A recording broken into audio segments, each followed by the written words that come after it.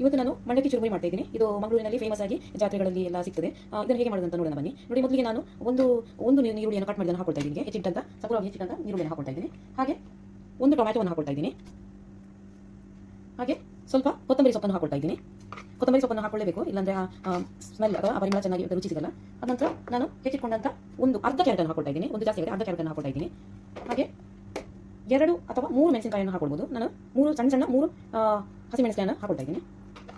ಹಾಗೆ ಅದರ ಜೊತೆಗೆ ಸ್ವಲ್ಪ ಫ್ರೈ ಮಾಡಿಟ್ಟಂತ ನೆಲಗಡ್ಡೆಯನ್ನು ಹಾಕೊಳ್ತಾ ಇದ್ದೀನಿ. ಈಗ ಎಲ್ಲವನ್ನು ಚೆನ್ನಾಗಿ ಮಿಕ್ಸ್ ಮಾಡ್ಕೊಳ್ಳೋಣ.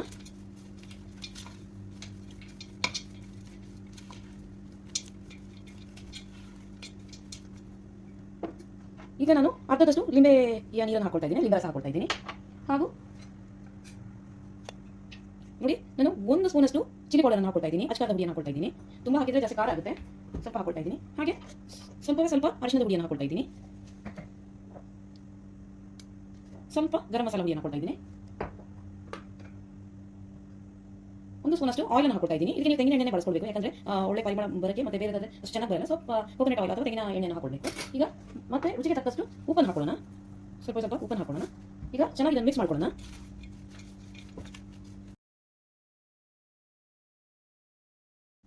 ನೋಡಿ, ಈ ಥರ ಚೆನ್ನಾಗಿ ಮಿಕ್ಸ್ ಮಾಡ್ಕೊಳ್ಬೇಕು. ಇದೀಗ ರೆಡಿ ಆಗಿದೆ. ಈಗ ಇದಕ್ಕೆ ಮಂಡಕ್ಕಿಯನ್ನು ಹಾಕೊಳ್ಳೋಣ. ನೋಡಿ, ನಾನು ಇದಕ್ಕೆ 2 ಕಪ್ಪಷ್ಟು ಮಂಡಕ್ಕಿಯನ್ನು ಹಾಕೊಳ್ತಾ ಇದ್ದೀನಿ.